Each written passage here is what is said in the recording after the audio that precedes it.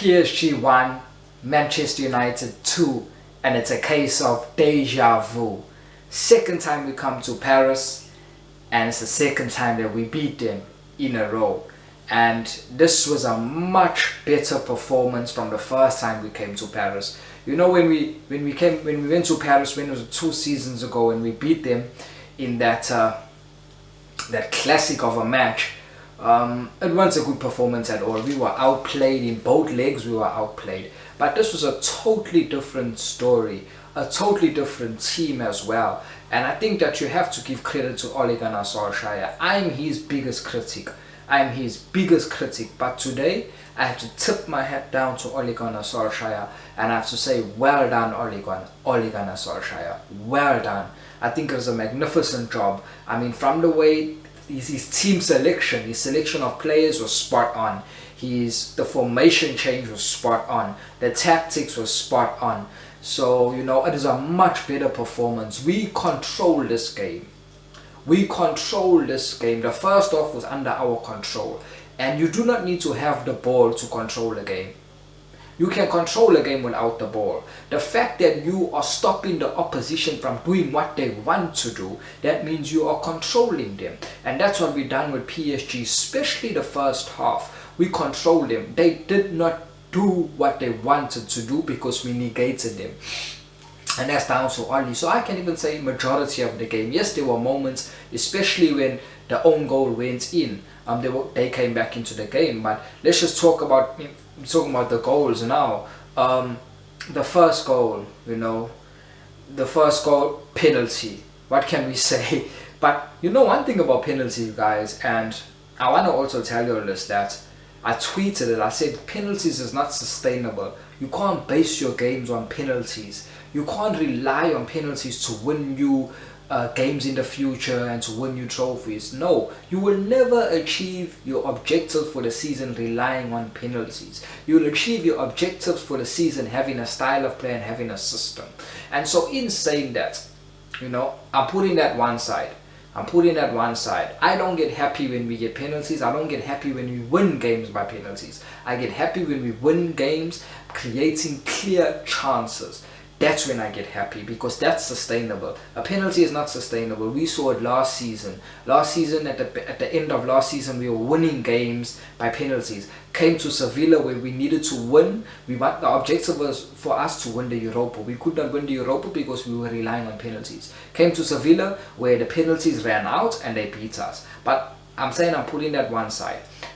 The reason why we get so much penalties, and rightly so, because it's VAR. It's another situation if there was no VAR. Then you can say, at Manchester United are getting penalties, what is happening? But there's VAR, so you can't question it. The reason why we get so much penalties is because we've got players that know how to draw opposition onto them. We've got tricky players to play against, like Martial and Rashford. You don't know what you're going to get with them. You don't know what they are going to do when they get the ball at their feet. You saw that turn that Martial done against, what's his name? Diallo, the PSG centre back. No one knew he was going to make that turn. The defender was not aware that he was going to make that turn. And so he made the turn on the defender, and the defender stuck a leg out. Now about that PSG defender, well, I'm not a PSG fan, but I want to bring a balance. I just want to bring a balance to many things. That PSG defender is a very poor defender. I'm not just talking about his role that he had to play against a penalty. I mean, that's poor in and of itself, but he's not a good defender. He should not be anywhere near a team that has aspirations to win the Champions League. And that's one of the reasons why PSG will not win the Champions League, is because they don't have a defense and they don't have a midfield. The only thing PSG have is two players in their whole squad, and that's Neymar and Mbappe. Everybody else is average. Not one of those players are world class in any of the positions at the back of Neymar and Mbappe. And so that's the reason why PSG don't know how to build a team. PSG, the chairman and the sporting director thought, we'll just go and buy 2 of the best attackers in world football and we will win. It doesn't take that. You need to have a team, you need to have a spine. If you have a world class spine, then you can throw in average players here and there, as long as the spine is world class. PSG don't even have a spine. You look at their backline is poor. Their midfield is very, very, very average. So they've got big problems. And that's why this season, they were lucky last season to make it to the final. The only reason PSG made it to the final last season was because they had an easy run of games. Bayern Munich played the hard games. PSG had an easy run of games. I think PSG were they're versing Atalanta and all those teams. PSG were versing very easy teams. So this season, PSG will not even make it. I think PSG will be lucky even if they make it in the semi-final. I'll be honest with you. I don't see PSG making it to the semi-final because, I mean, even if you saw at the back of this performance that they performed against us, now we're not even a top team. We are a team in transition. We are not a top team at all. We are not a top team at all, but PSG they lost to us, and rightfully so, because if you ask me, we were the better team slightly better, I'm not saying by a big margin, but we were a slightly better team on the night. We controlled that game, large parts of the game we controlled it. The penalty, okay, the first goal is a penalty, and rightfully so it was a penalty, and rightfully so that Bruno Fernandes had a second time taking it, because we know the rules. The keepers know the rules. Now I get it's hard because Bruno Fernandes sometimes he jumps and he shimmies, but he never, did he do that jump? I don't think he really, I don't know, I can't remember, but the keepers know they need to keep one foot on the line, and that's their fault if they never. And so Bruno, he missed the first penalty, and the second penalty he dispatched it away. Now for me, I will say that Bruno needs to continue taking penalties. He is our best penalty kick taker. He just needs to continue with that jump. It almost seems like whenever he doesn't make that jump in the air, he misses the penalties. He needs to compose himself. He needs to stay focused. He needs to go back to the training pitch. But Bruno must continue taking our penalties. There's no doubts about that. He's the best penalty taker in the whole of the world. So he needs to continue taking penalties for us. And then, oh yeah, the own goal, you know, nothing Anthony Martial could have really done. Anthony Martial is not a player that's known for his heading ability. Even he's a striker, even when he's in the opposition box, you will never put your money on Anthony Martial to score a goal from his head. You'll never put your money on that. You'll put your money on him scoring with his right foot, but not with him scoring with his head. He's not an area of threat. And that's one of also the critics that he faces, is because for people, like for majority of the football people, football fans, pundits, whoever, we all know our number 9s to be target number 9s. We all know our number 9s to be a presence in the box. And Anthony Martial is not a presence in the box in terms of his stature and his height. But you can't cross the ball because we don't have any threats in the box. And so Anthony Martial is not known for his heading ability, and you saw it there with the own goal. He almost closed his eyes, and so that can happen to the best of players' own goals. It just happened to Anthony Martial, unlucky. And then what can we say about our second goal, the winning goal? Marcus Rashford, outstanding goal, and you know what changed the game? I think in the first half, we controlled the first half. PSG were always going to have the possession. They are a better footballing team than us. We are not I still maintain that we are not a footballing team. When you put the ball at our feet, we don't know what to do with it. We don't know how to create triangles, how to create patterns in our play. We don't know that. That's why when you look at our best performances, it's all on the counter-attack. And so that's why we also struggle to beat Jose Mourinho, because Jose Mourinho, he's come out publicly and said he gives Manchester United something they don't want, and we don't want the ball. So the minute you give us the ball, that's when we struggle. That's why we struggle to beat smaller teams, because smaller teams give us the ball and they have a low block. Smaller teams play like how we play, and that's why we have to mature out of this. And we need to grow out of this, because winning and playing this type of football that we play, basing our game on counter-attacks and basing our game on penalties, it will not win us any trophy. You have to know how to play football, because when you come up against the majority of the teams in the league are going to sit back against Manchester United. So you need to know how you're going to break them down. And so, as I'm saying, in the first half, we had a low block, we were compact. We were very disciplined. Everybody knew what they were doing. Certain players were getting skinned. We knew that. When you got Neymar and Mbappe, Neymar was finishing Scott McTominay, but the good thing about Scott, he kept going back. And that's one of the things you can credit Scott for. Scott is not a good footballer. Scott is not a good footballer. Scott should never be starting games for Manchester United. And if we want to win trophies and get back to that place where we needed to be, Scott, I don't even think Scott, for me, Scott's not even good enough to be on the bench. But okay, he done a job. You know, I might be harsh, you may be saying I'm harsh. He done a job, okay? So as I'm saying, in the first half, we controlled the first half. Then the second half came when we scored that own goal.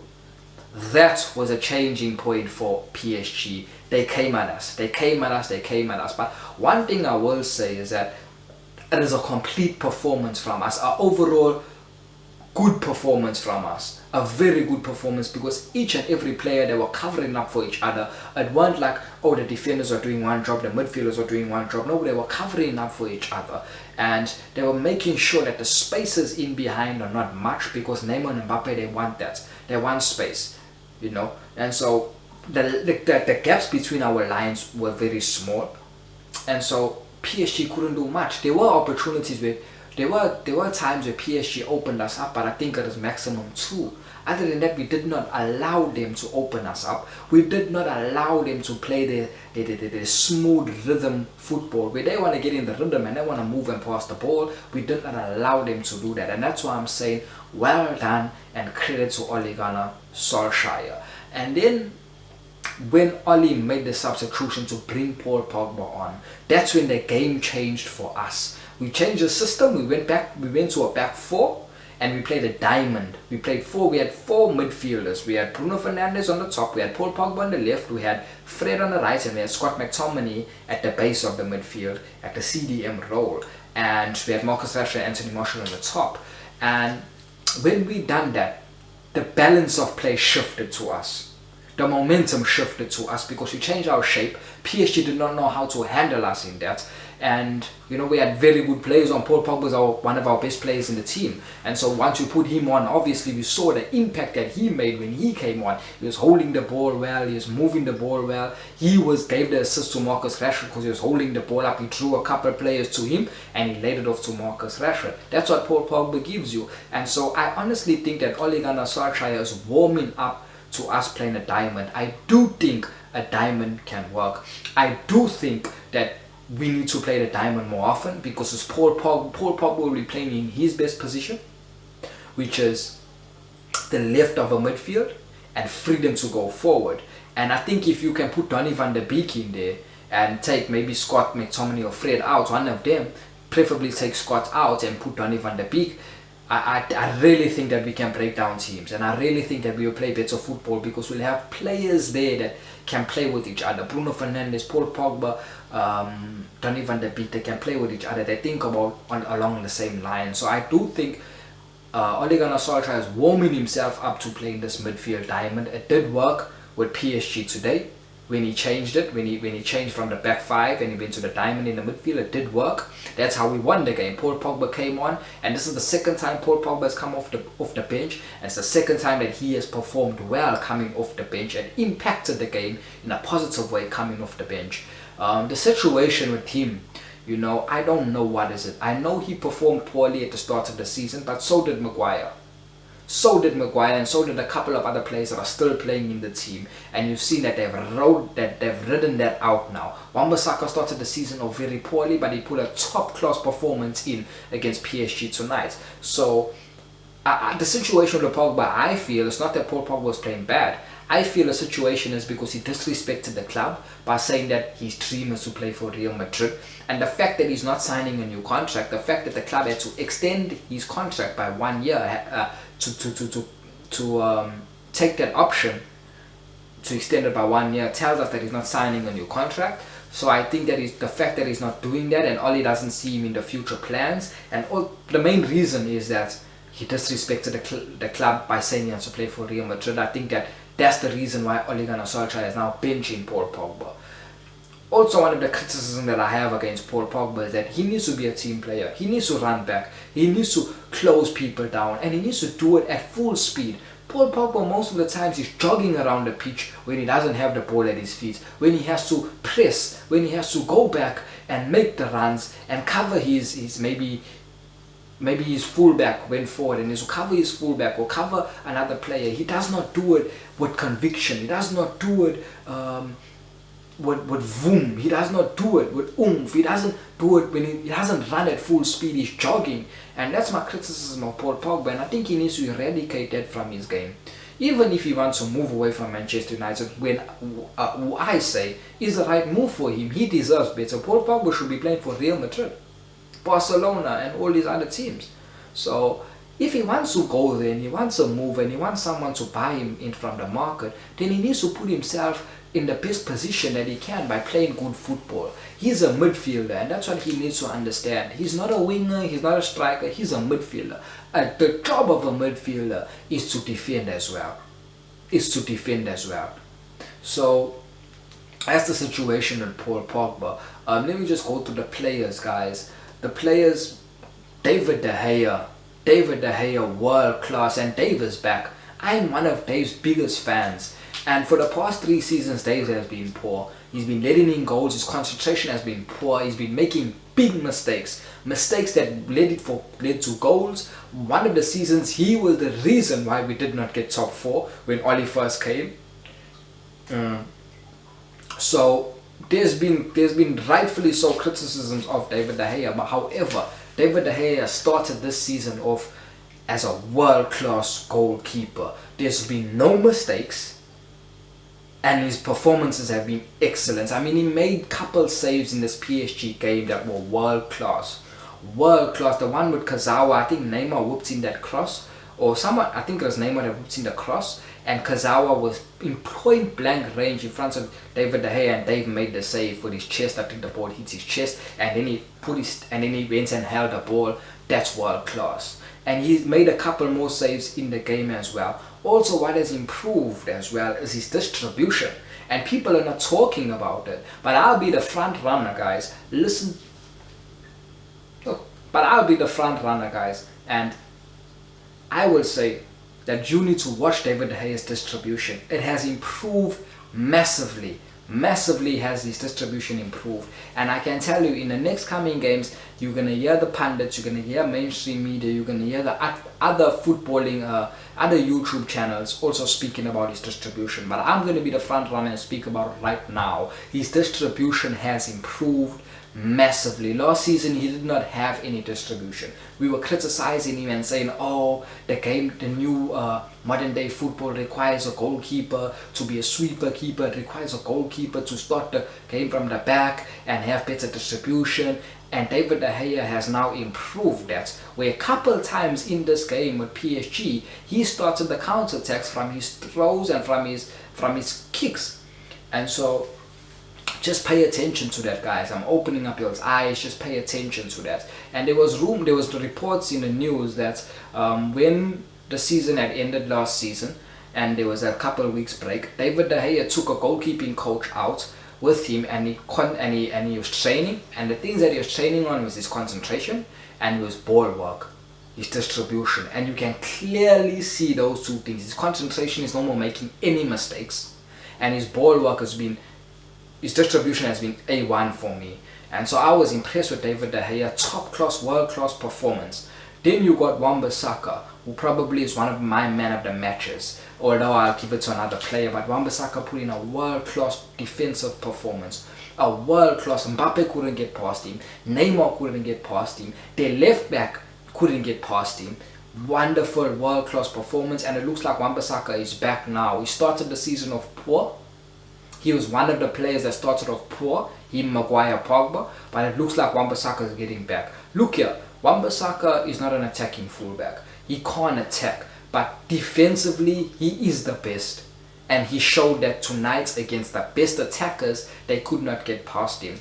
Tuanzebe, what a performance. For me, Tuanzebe needs to partner Harry Maguire, because he's fast, he's strong, he's got recovery pace, and he's okay on the ball. So I think Tuanzebe needs to partner Harry Maguire. And I can even tell you this, if Tuanzebe gets a good run of games, I can tell you that he looks like he can even be better than Harry Maguire. He was solid today. I mean, you've been solid against Neymar and Mbappe is not easy. And he hasn't played a game for us in how long? So the fact that he can put that performance out, Tuanzebe is a top prospect. And I just think he needs a more games under his belt. Hopefully Oli will give him. I preferably will start him alongside Maguire. Will I think Oli will do that against Chelsea? No, I don't think so. Victor Lindelof was okay. He was okay. Luke Shaw was okay. Luke Shaw was okay. Telles, I was impressed as well with Telles. It was his debut. And one thing I can tell you guys is that Luke Shaw's no more starting for us in the left back position. Once Telles comes in full speed with what the team wants to do, comes up to full speed with what Oli wants him to do on the pitch, understands how Manchester United play, gets he is fit, he's been playing football, so it's not a story of getting fit or getting match sharpness, no. Just once he understands more of what how Manchester United play, I can tell you that Luke Shaw won't be starting for us at left back position anymore. Taylor's delivery is A1, world class delivery Taylor's has, and so I was impressed by Taylor's. You did not even notice that he was a new player making his debut, how he started in so well. I was impressed by him. Then we go into the midfield, and okay, you talk about Scott McTominay. It was a good performance. Neymar was skinning him in the first half. Neymar at once even flicked the ball over Scott McTominay in the midfield. It was crowded and Neymar done that. But Scott never lose his head. Scott kept on going back, kept on closing the spaces, kept on pressing. And that's the one thing I can give. I can give credit to Scott for that. Scott is not a good footballer, as I said earlier in the video. He's not a good footballer. He should not be starting games for us. But he done okay. He was bare average. He was bare average. Fred, that's my man of the match. Fred is my man of the match. Fred is made for Champions League football, European football, against the biggest teams. He is made for that. Remember when we versed PSG last 2 seasons ago, where we beat them? Fred was probably our man of the match there as well. He performed excellent, and again he performed excellence again. So Fred was fantastic. He is my man of the match. Excellent performance, nothing got past him, tenacious in his tackling, covering the ground so quick, pressing at a high level. That's what Fred gives you. And then he's okay on the ball as well. You know, it's not very good for me, but it's okay on the ball. He gets the ball out of his feet very quickly. So even there was a couple of times where Neymar couldn't even get past Fred. Neymar done a body feint, and most players will fall for that body feint, but Fred did not. So Fred, man of the match performance. Fred needs to start against Chelsea. You must remember, Chelsea moved the ball. Chelsea got quick players like Werner, Pulisic. Got quick players. So we need Fred in the midfield. Fred needs to start our next game. I'm not hearing anything. He has to start. Then we go to Bruno. For me, it is an average performance from Bruno. It was a very good performance. At an average performance, he had an opportunity on the counter attack where he needed to shoot, he wanted to pass, and it got cut off. And for me, it was just an average performance from Bruno. He scored the penalty. I don't judge players based on how they score penalties. I don't judge you that, because you can't base your game on scoring penalties. I judge you as your complete performance. And for me, it is an average performance from Bruno. But also, in saying that, let me bring a balance. You know, for any of our attacking players, it was not going to be a masterclass performance from them, because we did not have the ball in this game. We surrendered the ball, but we closed the space. So if you're playing in the number 10 position, if you're playing as a winger or as a striker, you're obviously not going to have a great performance because you don't have the ball. And so that was the situation of Bruno. But when he did get the ball, it is hit and miss. And it's a lot of the times like that with Bruno. It's just that Bruno covers it up because he scores penalties. But it was an average performance for me from him. Showed a lot of character. I'll give him praise where praise is due. It showed a lot of character. The fact that when he missed the penalty, he still went back and took it again. He could have easily gave it to Marcus Rashford or Anthony Martial. So the fact that he said, no, I'm taking it again, it shows you his character, and it shows you his leadership. And so he is a leader. He is a leader. He demands more from each and every person, from himself as well. So for me, it was an average performance from him. Then you go to Anthony Martial. I think Anthony Martial, he showed bits of quality. Look at the own goal. It's hard to pin it on Martial, but he did score the own goal. But when he got the ball, you know, he was the one that was committing defenders, taking defenders on, going past a couple of defenders, looking very sharp. For me, he was better than Marcus Rashford. The only difference was obviously Marcus Rashford got his goal, so he has to get a higher rating than Martial, and it's the winning goal, and it's a very good goal. So yeah, Anthony Martial, I thought Anthony Martial, when he got the ball, he was good. He showed intensity, he showed sharpness. Marcus Rashford, I think before his goal he was average. He was poor before his goal. He was poor before his goal because on the counter attack he had two opportunities, golden opportunities, where you should be scoring both those opportunities or making the right decision for both of those opportunities. Irrespective of what decision you make, both those opportunities should have led to a goal. None of them led to a goal because he made wrong decisions and he took time to get the ball out of his feet. But he produced that moment of brilliance to win us the game. What a goal. How he got past his defenders so quickly. Excellent. Excellent, excellent. And Marcus Rashford was playing the majority of this game on the right side.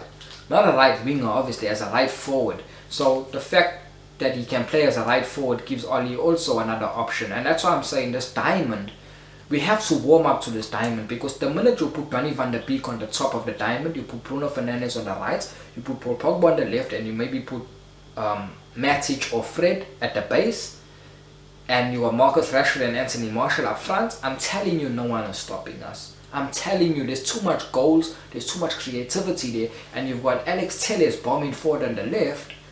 I'm telling you, no one's stopping us. So we need to warm up to that midfield diamond. I do think, you know, when we play the smaller teams in the Premier League and we always struggle to break teams down, I do think that that's a formation and that's a setup to break teams down, because Paul Pogba can break teams down, Bruno can, Donny, I don't say Donny, no, Donny can't, but Donny gets into those positions where it's hard to pick him up and he draws people to those positions, and so that's what Donny gives you. Now Paul Pogba gives you that he can open any defense and he can score goals and it's a presence in the box. He's very intelligent. You saw his 1-2 play with Anthony Martial at the end of the game where he flicked it to Anthony Martial. Anthony Martial went down. That's what Paul Pogba gives you. So that's why I'm saying we have to warm up to the diamond. The changes that Oli made, the substitutions, Paul Pogba, that changed the game, because he changed the formation. Oli changed the formation, and Paul Pogba just gave us much more not balance, but much more threat. He gave us much more threat, and it really changed the game. The other substitutions were too late to even comment on. Too late. I saw one Mata running on the pitch at the end, and I saw Daniel James, but it's too late even to speak about them. Ole Gunnar Solskjaer, massive plaudits to him. He got it spot on. His formation is spot on. His team selection is spot on. His tactical approach to the game was spot on. And so it's looking positive for Manchester United. We had a good result against Newcastle. We got excellent results against PSG. Many people said that we wouldn't qualify out of this group because we've got PSG, we've got RB Leipzig. So many people said RB Leipzig and PSG will qualify out this group. I beg to differ. I even tweeted it. I said we have better players than RB Leipzig. We have spent more money than RB Leipzig. We are a bigger club than RB Leipzig. Therefore, we should finish. We should qualify outside the group. We should qualify from the group at the expense of probably RB Leipzig, whatever the case, but we should qualify out that group. And so this result, when no one thought we could get this result, we've got 3 points.